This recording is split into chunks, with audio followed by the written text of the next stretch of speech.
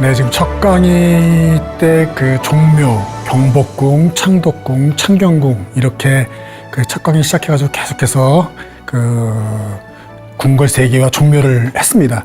그 오늘부터 4강은 궁궐 사람들이라는 그 주제로 왕비, 뭐 세자빈, 그리고 그 왕의 그 사위, 뭐 왕자, 그리고 이 궁중에서 그 거주를 했던 그 내시, 그리고 뭐 궁녀들을 이렇게 이제 사강을 준비했습니다. 그래서 오늘 첫 그 시간으로 구중 궁궐 그 뭐 9개 뭐 문과 다면서 안에 있는 이라는 그 뜻을 담고 있죠. 그래가지고 궁궐에서 아주 깊숙한 곳에 그 여인들이 있는 것을 이제 그 비유한 것인데 거기에 살았던 그 왕비의 삶에 대해서 그 진행을 한번 해보겠습니다. 그 왕비라는 말, 그리고 세자빈이라는 말은 그 뭐 신라, 고려 뭐 그때서부터 계속해서 생겼던 말은 아닌 것 같아요. 그 세종실록에 의하면은 이 세종이 이렇게 말을 하는 그 내용이 나옵니다. 그 언제부터 우리는 뭐 동전, 그러니까 이제 그 동쪽에 사는 정각에 있는 쥐를 뜻하겠죠? 동전이라 했느냐? 동전을 또 다시 또 우리가 중궁이라고 말하면 그 중국 황제에서 말하는 그 황후와 비슷하게 그 개념이기 때문에 그걸 또 써기는 또 좀 참남하다. 너무 도가 지나치다. 그래서 우리한테 적합한 그 용어로 그 쓰자. 이제 뭐 이런 그 기사들이 이제 세종실록에 나옵니다. 그러면서 고려의 그 왕후들은 여러 명이 있었다. 그러니까 고려는 왕후가 막 6명, 7명, 8명 이렇게 있어요. 근데 조선은 딱 한 명만 있는 거죠. 뭐 대신 후궁이 있지만은. 그래서 그 고려에서는 그 왕후들을 구별하기 위해서, 구분하기 위해서 뭐 덕비, 숙비 막 이렇게 이제 현비 불렀나 봅니다. 이렇게 이제 불렀으니까 어떤 그 아름다운 칭호, 어떤 덕에 표현되는 말 같은 것으로 이제 붙여서 그 존호로 부른 건데, 우리 조선은 이제 한 명이기 때문에 그렇게 아름다운 칭호를 붙이면서까지 할 필요는 없는 것 같고, 그 왕후, 그리고 그래서 이제 왕비라고 하고, 그리고 그 세자의 그 부인은 세자빈이라고 하면 어떻게 되냐, 뭐 이런 기사가 나옵니다. 그래서 아마 세종 때부터 공식적으로 왕비와 세자빈이란 칭호가 그 사용된 것으로 지금 나오고 있습니다. 그래서 그렇게 이제 그 칭호는 세종 때부터 정비가 틀이 이제 마련됐던 것입니다. 고려 때 같은 경우는 이제 방금 그 이야기했다시피 그 후가 그러니까 돌아가신 다음에 이제 무슨 왕후 이렇게 붙이는 건데, 이제 보통 우리가 이제 그 대명사로 또 무슨 왕후 이렇게 말을 하지 않습니까? 이제 다시 그 말씀드리면은 그 왕비들이 이제 여러 명 이렇게 이제 있던 것이죠. 그런데 그 왕비들은 어떤 그 뭐라 그럴까요? 구분이 없다고 그러나요? 그러니까 차별 대우를 받지 않고 똑같이 신분이 보장되어 있었던 거죠. 그리고 또 이제 그 고려에서는 이러한 그 왕비들이 이제 방금 전에도 얘기했다시피 이제 덕비, 뭐 예비, 뭐 숙비 이렇게 붙여가지고 했고, 이제 조선 같은 경우는 이제 왕비는 이제 딱 한 명이고 후궁 제도를 도입해서 후궁으로 이제 사실은 이제 그 고려와 비슷한 그런 그 내명부의 체계를 만든 것이죠. 하지만 조선에서는 이 왕비만이 신분과 어떤 그런 그 특혜 이런 것들이 이제 보장되어 있는 것이죠. 그 후궁엔 그런 그게 없는 거죠. 그래서 왕비가 아들을 낳지 못하더라도 후궁이 그 아들을 낳으면 그걸 뺏어서 대신 그 키워서 이제 그 교육을 시키고 그 다음 그 후계자를 만드는 것이죠. 이제 이렇게 그 조선시대에서는 왕비와 후궁의 엄청난 차별 대우를 받았었던 것이죠. 왕비만이 대비가 될 수 있는 거고, 또 돌아가시고 나서 종묘에 모셔질 때도 왕비와 왕만이 갈 수 있는 것이 후궁은 갈 수가 없는 것이죠. 그래서 후궁 중에서 이제 그 왕이 된 아들을 낳았어. 나중에 왕이 됐어요. 후궁이 낳은 그 자식 중에서. 그래서 그 생모가 그 어떤 그 대우를 좀 더 다르게 이제 받았죠. 그 아들을 낳지 못한, 그리고 아들을 낳았어도 왕이 되지 못한 후궁들과 좀 다르게 또 대우를 받았습니다. 그래서 그분들은 칠궁이라는, 지금 청와대 개방돼 있죠. 그 청와대 안은 아니지만 예전에는 청와대에 함께 거기가 경호 지역이라 가지고 함부로 들어갈 수가 없었던 지역이에요. 그래서 예약을 하고 또 거기도 칠궁을 갈 수 있었는데, 그 안에 그 6명의, 그리고 맨 마지막에 아들을 낳아서 그 사람이 왕이 됐던 영조의 그 어머니 육상궁, 그 수기 70, 그분까지 모셔져 가지고 함께 이제 그 궁이 7개가 모이는 게 사당이에요. 이제 거기에 제사를 또 따로 지냅니다. 이제 그렇게 이제 그 차별을 좀 받으면서 했던 곳이 바로 그 왕비의 이제 그런 후궁과 그 차별 대우를 받았던 것입니다. 자, 또 왕비는 내명부, 외명부의 수장으로서의 역할이 있습니다. 내명부라는 것은 뭐냐면은 그 후궁들, 그리고 궁궐에서 일하는 어떤 여자들의 전문직, 그 종사자들, 그러니까 상궁과 궁인들이에요. 그 상궁은 정오품 정도 이제 되는 거고요. 그 밑으로는 그 궁인들, 여자 그 궁여라고 말하기에는, 우리가 보통 궁녀라고 말할 때는 상궁과 궁궐에서 일하는 여인들이에요. 여관이라고 그래요, 여관. 그러니까 우리가 내실을 환관이라고 하듯이, 대우를 해서 여관이라고 얘기를 하는데, 그러한 그 상궁과 여관들이 이제 또 육품서부터 9품까지 쭉 그 품계를 갖고 이제 그 일을 하는 그 사람들이에요. 그리고 후궁들은 1품부터 4품까지가 있습니다. 그리고 외명부 같은 경우는 왕실의 이제 종친의 부인들을 말하는 거예요. 그리고 왕의 딸, 공주나 옹주, 그리고 또 이제 왕의 아들 중에서 그의 부인, 대군과 군의 부인들, 이런 분들, 그 양반가의 또 관직을 얻고 있는 부인들, 정경부인, 정부인, 숙부인, 이런 영인, 숙인, 이런 분들을 우리가 외명부라 그러는 거예요. 그러니까 궁궐에서 왕족에서도 왕의 딸과 딸이 들의 왕족들을 우리가 이제 외명부, 그리고 내명부는 왕이 궁궐에서 궁중에서 같이 거주하고 있는 그 여인들을 우리가 이제 보통 내명부라고 하는 거예요. 그래서 그 내명부를 통솔하는 또 이런 수장으로서 일을 하고 있는 거죠.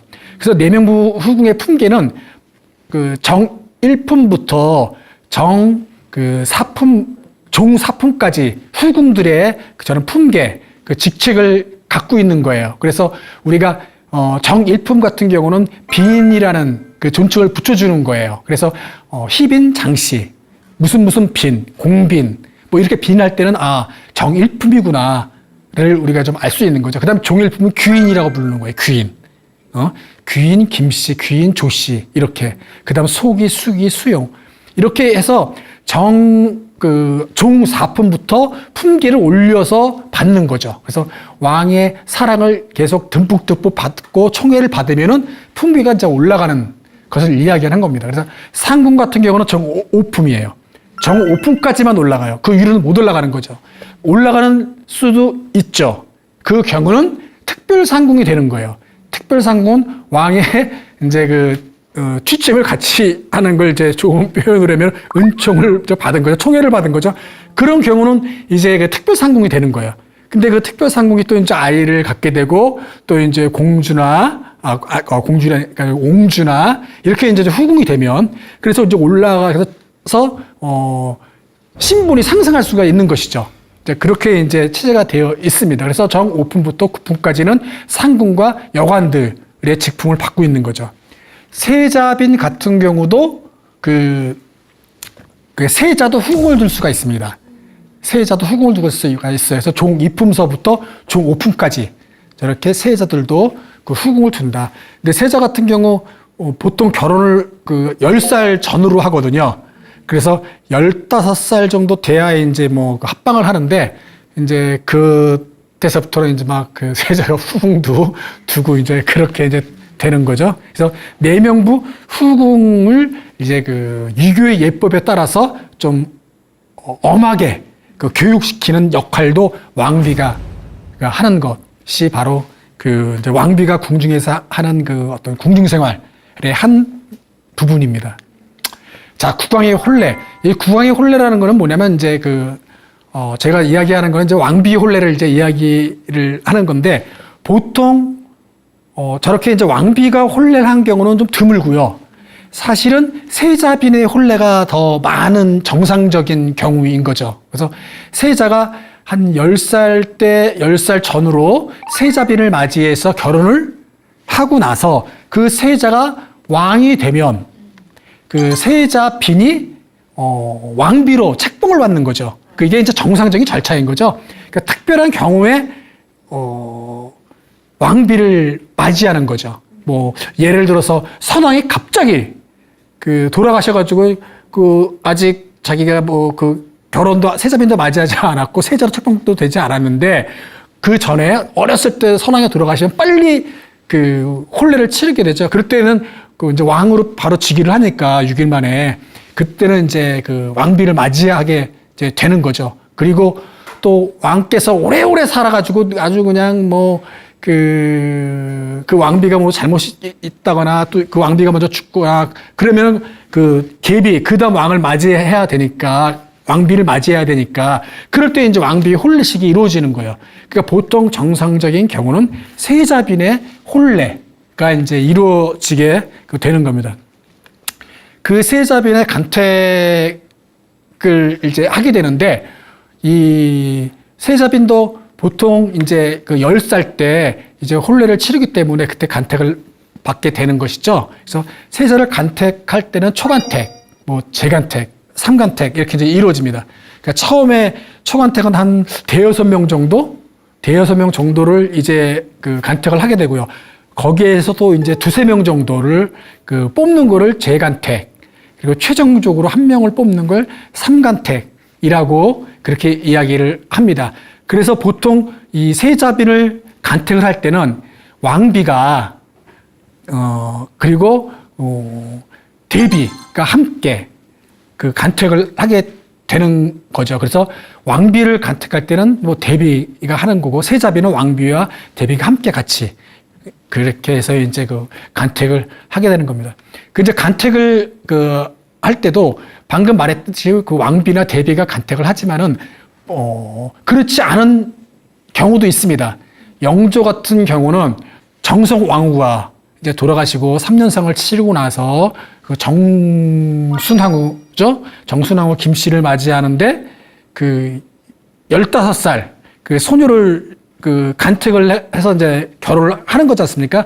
그때 나이가 65세인가 66세이에요, 영조가. 그러니까 65세, 66세를 영조가 직접 15살 소녀를 직접 간택을 해요. 직접. 그래서 혼례를 치릅니다.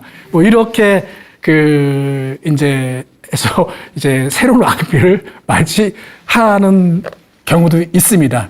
뭐, 이제 이뿐만 아니라 후궁을 맞이할 때도 이렇게 간택을 해서 하는 거예요. 후궁을 맞이할 때도. 그런데 후궁을 맞이할 때도 뭐, 헌종 같은 경우도 직접 미리 마음속에 찜해놨던 그 후궁을 이제 맞이하기도 하는데 보통은 왕비나 대비가 간택을 한다. 그래서 이 어떤 그 세자가 자기의 뜻과는 아무 상관없이 그 가문과 그 어떤 뭐 덕행 뭐 이런 것을 이제 그 기준으로 삼아가지고 이제 그 세자빈을 맞이해서 거의 뭐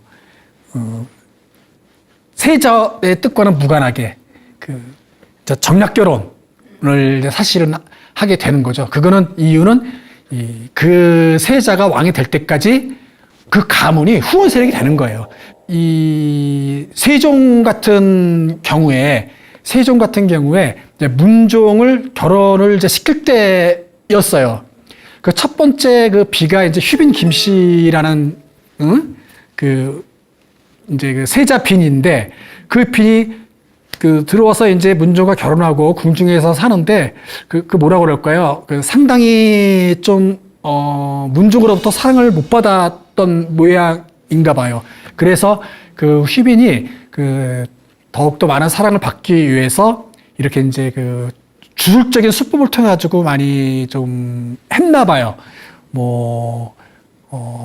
그 남편이 좋아하는 여자의 신발을 태워서 이렇게 이제 갈아서 이렇게 마시면 그 사랑이 돌아온다. 이런 그 주술적인 수법을 그러다가 그게 발각이 됐어요. 그거 한 번만은 아니겠죠? 하여튼 그래서 이 첫 번째 그 빈이 그 세종에 의해서 폐출이 돼요. 쫓겨납니다. 그래서 두 번째 빈을 이제 맞이하게 되는데 그 두 번째 맞이한 빈이 순빈 봉씨예요. 첫 번째 그렇게 이제 폐출이 됐기 때문에 두 번째의 순빈은 세종이 직접 자기가 뽑겠다라고 그 이야기를 합니다. 그래서 이제 순빈 봉씨를 뽑는데 보통 이제 그 세자비를 뽑을 때 대비나 이제 왕비가 하는 거지만 이 세자빈도 세종이 직접 자기가 뽑겠다 그래서 창덕궁에 후궁들을 그 이제 세자빈 이제 간택되기 위한 이제 그 세자빈들을 후궁이 아니라 빈들을 이제 간택을 해가지고 모아서 이제 뽑겠다고 하니까 이 신하 중에서 허조라는 그 분이 이제 그렇게 이제 문제 제기를 하는 거예요. 모아놓고 뽑다 보면 용모로 뽑게 된다. 외모로 뽑는다. 그러면 그 가문이나 덕행이나 이런 것을 기준으로 해서 뽑아야 되는데 너무 치우쳐서 뽑게 되는 게 본성이다. 이제 이렇게 지적을 하게 됩니다. 그러니까 세종께서 이제 이렇게 또 그 말씀을 하시죠.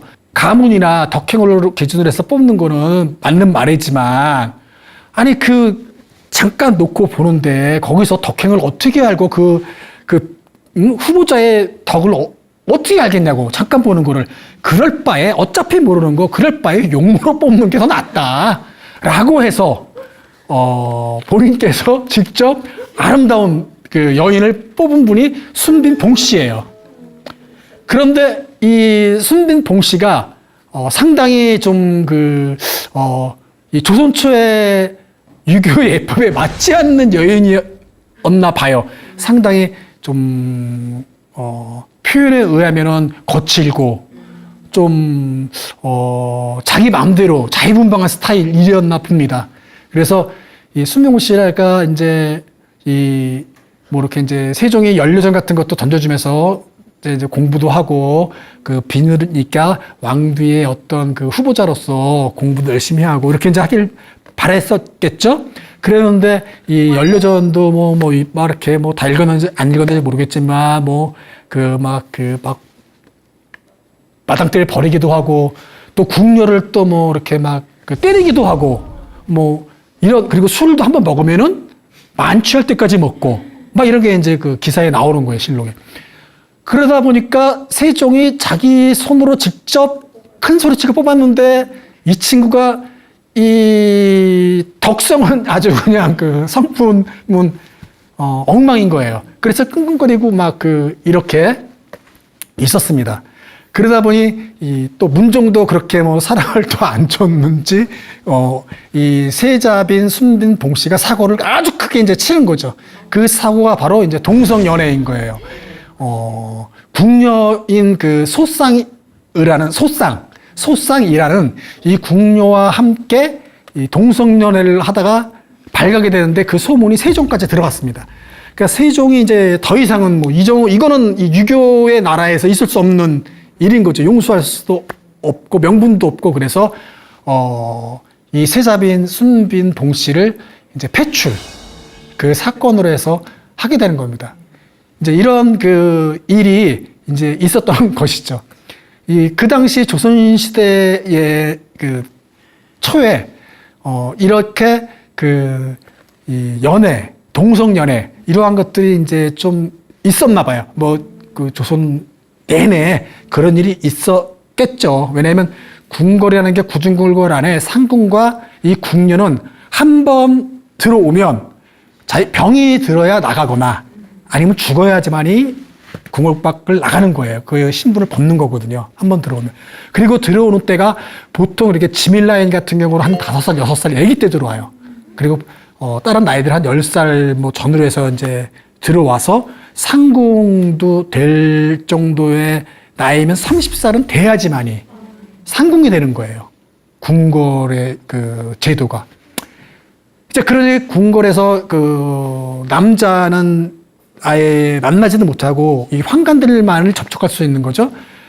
그러니까 그 안에서 이제 이러한 그 외롭다 보니까 이제 그러한 일들이 사고가 이제 생기게 되는데 이런 궁녀와 궁녀 사이, 뭐 상궁과 궁녀 사이 이렇게 해서 일어나는 연애들이 대식이라고 이야기를 해요. 대식. 대식이라고 그 표현을 합니다. 그 당시에. 그 대식이라는 건 뭐냐면은 방금 얘기했다시피 이 궁녀들이 이렇게 궁궐에서 평생 같이 이제 거의 뭐 사실은 갇혀 있는 거죠. 뭐 볼 일이 업무가 있을 때는 밖에 나가 외출은 했겠지만 그 안에 있다 보니까 이 궁녀들의 이 친정, 뭐 엄마나 형제, 뭐 이런 그 사람들이 이제 궁궐에 들어와서 같이 밥을 먹을 수 있도록 허락을 해줬어요. 그거는. 그래서 그거를 대식이라고 했던 거예요. 그러니까 궁궐에 그 초대가 돼서 그 이제 같이 그 궁녀와 엄마랑 친정 엄마랑 밥도 먹고 이렇게 아주 좋은 그 의미로 해서 그런 제도가 있었는데 방금 그 이야기했다시피 아주 오랫동안 평생 동안 그렇게 있다 보니 이게 이제 악용이 됐나 봅니다. 친정이 댁에 있는 그런 이제 형제자매나 어머니도 들어오는 경우도 있었지만 또 다른 뭐도 들어올 수 있었고 또 그 사실은 그것보다 그 안에서 더 많이 그 대식이란 핑계로 그 안에서 많이 이제 자기들끼리 이것을 뭐 이용해서 이제 있었나 봐요. 그래서 조선 초에 세종 때 만들어진 이 벌이 있었는데 대식을 하다 발각되면 곤장이 70대예요. 70대를 맞는다는 거, 그러니까 태형은 보통 회초리나 이런 그 작은 거를 얘기하는 거고, 이 장형이라는 건 우리 그 사극에서 보면 아주 넓적한 그 널판지 같은 거를 맞는 거예요. 그 70대. 그러니까 어마어마한 중형이고, 뭐 100대가 최고니까, 그 곤장 100대가 최고니까 중형으로 다스렸습니다. 그렇게 해서 그 발각이 되면, 이제 그렇게 했던 게 이제 그 대식이라는 겁니다. 자, 왕비를 맞이하는 의식. 이 국조 오류에 나와 있는 건데, 일반 양반가에서 그 규수를 맞이할 때, 그 양반가의 규수를 맞이할 때는 보통 육례라고 그래가지고 중국 고대에서 그 내려오는 그런 그 절차가 있습니다. 그걸 6가지의 절차예요. 그것이 조선 초에 이제 그 들어와서 그걸 이제 지키게끔 이렇게 조선에서 계속 권장을 하게 되는데 지켜지지가 않아요. 그래서 그건 아주 오래전부터 중국에서 내려왔던 것인데 이제 조선에서는 그것을 약간의 이제 정비를 더 가져서 이렇게 궁궐에 예법에 맞게 이제 만든 거예요. 그래서 우리가 이 육례를 지키지 않으면 육례를 지키지 않고 남녀가 만나서 결혼을 하면 야합했다라고 하는 거예요. 야합. 그래서 혼례 그 6가지 절차를 뭐 의례부터 해가지고 사당에 그 인사하는 것까지 그 의례라는 건 뭐냐면 의혼인데 그 혼인을 중매하는 분이 왔다 갔다 하면서 혼담을 오구하는 것부터 해가지고 이제 그렇게까지 이제 그 6가지 절차가 있었거든요. 그런 걸 이제 그 민가에서는 하는 거고 그 양반댁에서는 그 왕가에서는 좀 더 엄중하고 장엄하게 이제 했겠죠. 그 택일이라는 건 뭐냐면 이제 우리 그 세자가 결혼을 이제 혼례를 하게 이제 됐다 이런 걸 갖다가 좋은 날을 정해가지고 종묘에 가서 고하는 거를 이제 알려주는 거예요. 좋은 날을 맞이했다는 걸. 그리고 납치 이런 거는 이제 그 예물을 이제 이제 신부댁에 이제 보내는 것을 이야기하는 겁니다. 그래서 납치 같은 경우는 뭐냐면 당신의 그 딸이 세자빈으로 결정됐다. 명령이에요, 명령. 그래서 교명문을 보내는 거예요. 그리고 기러기도 같이 보내는 거죠. 함께 이제 그 평생을 감차하겠다는 어떤 그 상징적인 약속을 기러기거든요. 그래서 우리 전통 혼례식의 기러기가 올라와 있지 않습니까? 그래서 그런 의미에 평생을 함께 하겠다. 그리고 이제 비단 예물을 보내고, 그리고 혼인 날짜를 거기 알려주는 거고, 그리고 왕비를 책봉하는 겁니다. 그 책봉하는 책비는 그 세자빈의 집에 가서 하는 거죠. 거기에 이제 별궁을 따로 마련해가지고 거기서 책봉을 맞이하는 거예요. 왕비가 그 적이라는 뭐 꽁무니가 그려진 아주 최고급의 예복을 입고 무릎 꿇고 이제 교명문을 받는 거죠. 책봉이 됐다는 책봉비의 문서를 받는 거예요. 책봉비의 문서를 받고, 그다음 명사 봉역, 친형인 거죠. 이제 궁궐에서 사신을 보내가지고 세자빈이 될 그 신부를 맞이해서 궁궐로 데려오는 겁니다. 그 동례가라고 하는 거는 첫날밤을 얘기하는 거예요. 침전문 밖까지 왕께서 그 신부를 맞이해서 이제 침전에 들어가는 거죠. 그래서 처음으로 거기서 이제 술 잔을 이제 서로 주고받고 음식을 이제 먹는 거죠. 그래서 저기에 대해서 그 전통 풍습은 그 표주박을 깨가지고 그 깨진 박의 부분으로 그 술을 따라서 석 잔을 같이 마셨다고 합니다. 그리고 나서 이제 그 첫날밤을 치르는 거예요. 그 첫날밤을 치르는데 좀 특이한 거는 그 병풍이 이제 뒤에 있는데 그 병풍 뒤에 도끼가 그려져 있어요. 그 도끼는 그 자루 없는 도끼예요. 그래서 중국의 아주 고대로부터 내려오는 풍습입니다. 거기서 아주 그 중국 때에서부터 이렇게 이제 왕의 뒤에는 도끼 없는, 그 자루 없는 도끼가 그려져 있었고, 또 고려 때까지도 그게 이어져 와요. 그래서 고려 국왕 뒤에 그 도끼가 이제 그려져 있고, 그것이 조선까지 이어져서 오는 겁니다. 그런데 조선은 그 왕 뒤에는 1월 5봉병, 1월 5학도라는 병풍이 있는 거고, 저렇게 이제 뭐 길례나 또는 뭐 흉례 때도 사용됐다고 해요. 그래서 이게 왜 있냐면은, 왕은 이런 그 절대적인 권위와 위엄을 갖고 국가를 통솔하는 분이지 않습니까? 그리고 이 도끼는 그 살생, 여탈권을 쥐고 있다는 상징이에요. 그런데 자루가 없다라고 했지 않습니까? 그거는 뭐냐면, 자루가 없다는 건 뭐냐면, 이 도끼를 사용하지 않겠다. 나는 덕으로서 국가를 통치하고 덕의 행위를 하겠다라는 거를 표현하는 거예요. 덕으로서 나서를 다지겠다. 그 자루가 없는. 그래서 그렇게 이제 그 첫날밤을 치르는데도 빨간색 그 비단에 흰색과 검은색으로 그려진 도끼 문양이 치러진 걸 한다고 합니다. 그리고 왕과 왕비가 잠을 자는 그런 침전 방에는 아무것도 없어요. 아무것도. 그러니까 무슨 우리 드라마나 그 영화 같은데 보면은 뭐 그 장롱이 자개상으로 막 엄청난 것과 이렇게 막 꾸며져 있고 막 그러지 않습니까? 근데 사실은 그렇지 않다.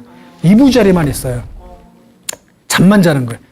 꾸며놓질 않았습니다. 그 이유는 혹시라도 어떤 사주를 받은 또 왕비가 그럴 일은 없겠지만 후궁도 뭐 설마 그럴 일은 없겠지만 또 모르는, 그래서 절대 어떤 경호, 보안 이런 것 때문에 오직 이부자리만 있는 거거든요. 병풍하고만. 자, 그렇게 꾸며져 있습니다.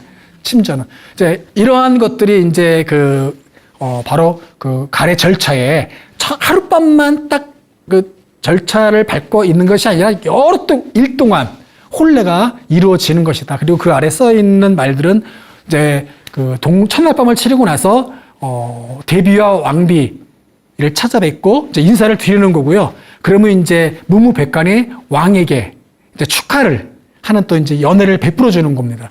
그리고 다시 또 이제 왕비가 내명부, 외명부의 이제 부인들과 함께 잔치를 여는면서 이제 이 혼례가 이제 마무리가 되는 것인 것이죠. 상당히 이제 긴 과정입니다.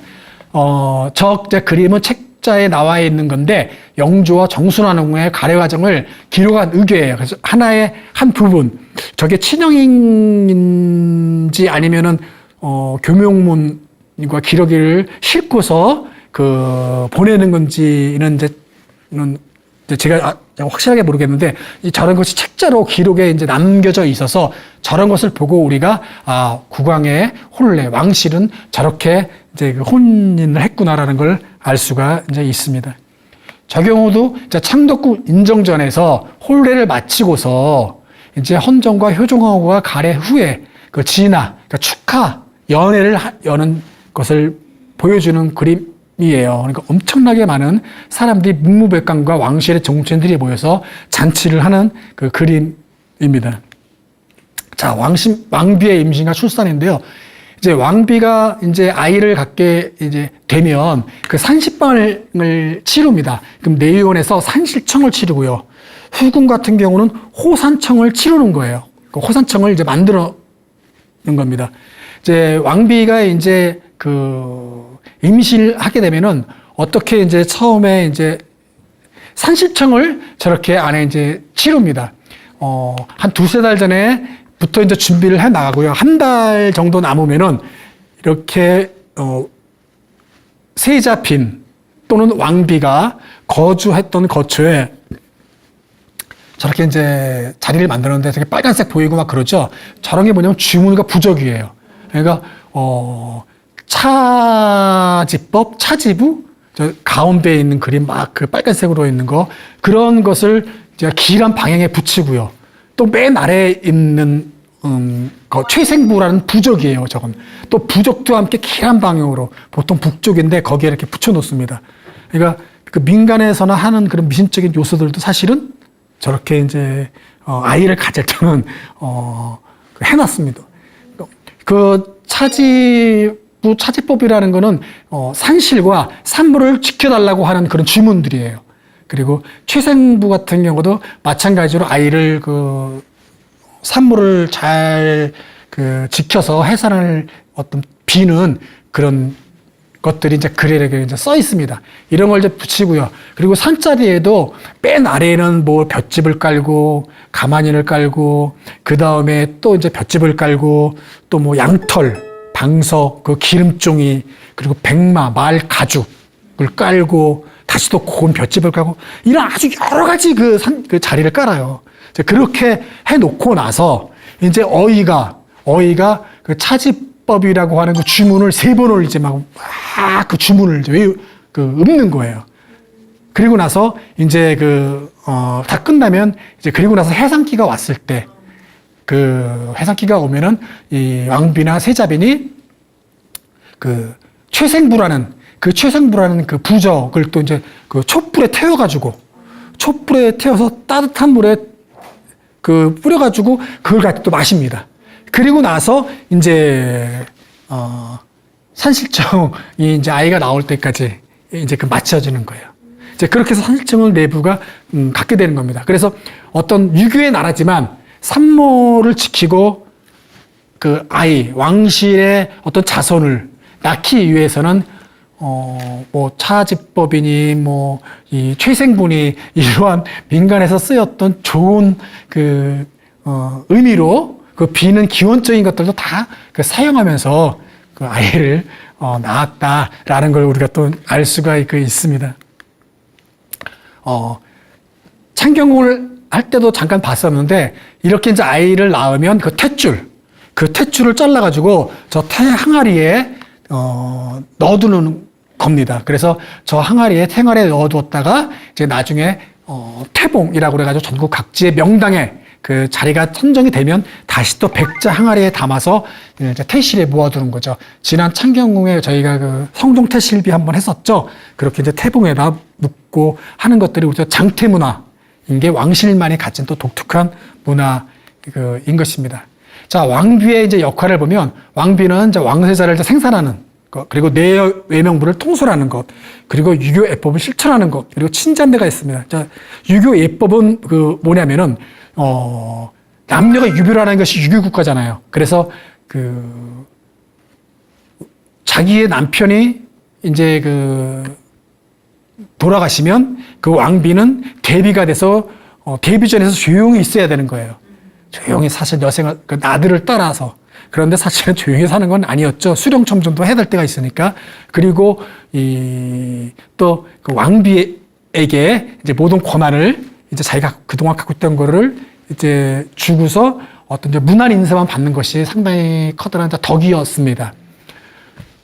그래서 그 어린 왕이 이제 왕을 통치해야 되는데 사실은 그 불가능하죠. 이 대사를 구분져 가지고 판단하고 결정하는 일이. 그래서 이제 대비가 이제 대신 이제 수렴청정을 통해서 국사를 논의하고 결정하는 거지 않습니까? 그럴 때 이제 보통 이제 발을 치잖아요. 그 드라마 보면 발을 치지 않습니까? 그 이유가 뭐냐면 남녀가 유별하기 때문에 발을 치는 거예요. 발을. 치고 나서 왕의 뒤에서 그 대비가 이렇게 이제 결정을 대신 이제 해주면 어린 왕이 이제 대신 그걸 이제 하라라고 하는 거죠. 이러한 것들이 이제 유교예법. 그리고 왜 궁궐에서 잔치가 많냐면은 잔치를 하면서 내 외명부의 부인들 그리고 왕족의 그 여인들을 다 불러서 같이 대의원 잔치를 하면서 여인들이 갖춰야 될 예법을 또 배우는 거예요. 이제 그런 것들이 이제 내연을 통해서 하는 것들. 그리고 친잡례는 이렇게 이제 친잡무계라고 그래가지고 영조 때 치러졌던 그 친잡례를 이제 책으로 남겨져 있고요. 이 경복궁도라는 뭐냐면은 그 친잠을 왕비가 세자빈과 또 내명부를 거느리고 영조 때 그 당시에 경복궁은 다 불타가지고 아무것도 없었는데 저런 전각될 집들이 있었을 것이다라고 고증을 추중해가지고 상상도로 그린 거예요. 그 당시에 화가가. 그러니까 그렇게 이제 그림을 보면 되고요. 오른쪽에 중간쯤에 약간 위로 보면 이 단이 있는데 그게 최상단인데 거기에 왕비가 친잡례를 치렀던 것을 기념하기 위해서 기록했던 그림입니다. 그게 저렇게 남아 있어요. 그러니까 대비가 수령 청정을 이제 하게 되겠죠. 이제 왕비에서 물러나게 되면은 대비가 되면, 그러니까 대비가 처음에 수령 청정을 했을 때는 성종 때였습니다. 성종 때 정유하고 처음으로 수령 청정을 했어요. 그러니까 그 전에는 그래도 왕이나 이렇게 이제 세자가 왕이 됐을 때 어느 정도 나이가 있었으니까 필요가 없었는데 처음 그 시작은 단종 때였습니다. 단종이 12살 때 왕이 되었는데 그 12살 때 왕이 되는데 그때 그 문종이 이제 신하들에게 신신당부를 하는 거예요. 왕족들에게. 처음으로 어린 사람이 왕이 됐으니까, 보위를 잘하고, 너희들이 잘 상의 협의해가지고 국가를 잘 다스려라고 문종이 이렇게 이제 유언을 하고 죽었는데 너무너무 유능했던 수양대군과 황보인, 김종서 이런 분이 왕을 보필해서 국사를 논의해야 되는데 그렇지 않고, 왕위가 탈탈되는 거죠. 수양대군 삼촌한테, 세조에게. 이제 그렇게 이제 권력투쟁이 일어나게 되는 거죠. 이제 그렇게 돼서 단종은 거의 한 1년 만에 왕위를 뺏기고 상옥으로 물러나고 영월에 가서 이제 유배 갔다가 이제 사약을 먹고 죽게 되는 거죠. 이런 그게 이제 보면서 이 성종이 13살 때인가 왕이 되는 거예요. 그러니까 신하들이 다시 또 이렇게 권력을 잡고 하는 것보다는, 가장 안전한 방법은 그 왕의 할머니나 엄마가 대신 수령청정을 통해서 왕도 보호하고, 이렇게 또 상당히 많은 경험을 갖고 있으니까 하는 것이 좀 낫겠다라고 봤나 봅니다. 그래서 성종이 왕에 13살 때 되니까 그게 할머니, 세조에 비했던 정유왕후가 처음으로 이제 수령청정을 하게 되는 거죠. 그래서 그때부터 이제 발을 치고 이제 대신 이제 국가의 대소사를 이제 결정하게 되는 아주 최고의 실세가 이제 대비가 되는 겁니다. 그러면서 어린 왕이 됐을 경우는 이제 대비가 되는 것이 이제 통상 그래 왔고, 그러면서 친정의 사람들이 실세가 돼가지고 주요 요직을 차지하게 되면서 세도 정치가 이제 조선후기에 이제 이루어지게 되는 것을 좀 우리가 알 수 있습니다. 자, 그리고 또 이제 다행히 대비까지 됐으면 다행인데 그 전에 폐비도 많이 되죠. 연산군이나 광해군 같은 경우는 그 왕의 잘못으로 인해 가지고 그 부인은 아무 잘못도 없는데 폐비가 돼서 쫓겨나는 거죠.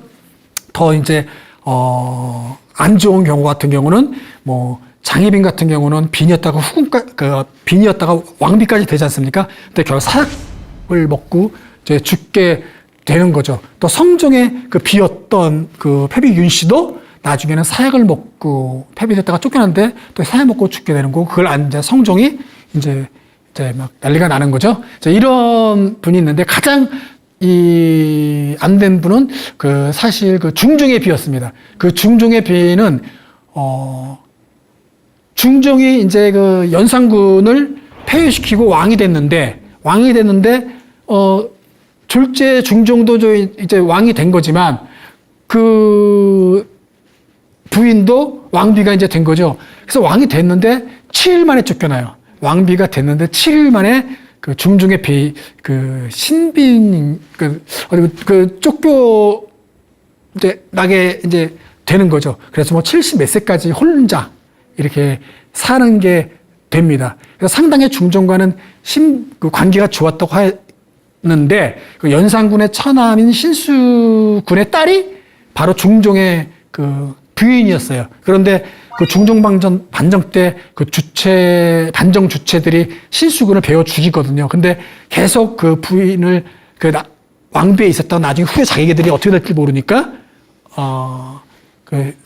쫓아내는 거죠. 그래서 이제 이렇게 해서 쫓겨나서 이혼을 당하는 그 왕비도 있습니다. 그러니 나중에는 이제 중종 때 이렇게 이제 복위가 돼야 된다 말도 많았지만 결국은 되지 못해서 나중에 영조 때 복위가 돼서 당경왕후라고 이제 추승이 이제 됐던 분이기도 하죠. 이렇게 왕비의 삶은 처음에 결혼을 하면은 돌아가실 때까지 그 안에서 권력 투쟁의 어떤 승자가 되는 경우도 있지만 또 이렇게 많은 부분을 희생하는 경우도 있게 된다. 해경궁 홍씨 같은 경우는 사도세자와 결혼할 때가 10살이었어요. 그 10살 때 들어왔었는데 그 한중록에서 회상을 할 때 너무너무 자기는 두렵고 무서웠다. 궁궐에 들어올 때 이렇게 써 있고 궁중 생활할 때 가장 힘들었던 거는 자기가 10살 때 궁궐에 들어왔는데 어머니와 할머니께 왕비와 대비께 문안 인사를 새벽마다 갔던 게 너무너무 힘들었다. 라고 이렇게 되어 있습니다. 그렇게 이제 상당히 유교적인 예법과 또 상당히 궁궐에서 왕실로부터 사랑받지 못하면 또 불행했던 분들이 또 왕비의 삶이었던 것 같습니다. 네, 이것으로써 그 왕비의 삶 마치도록 하겠습니다.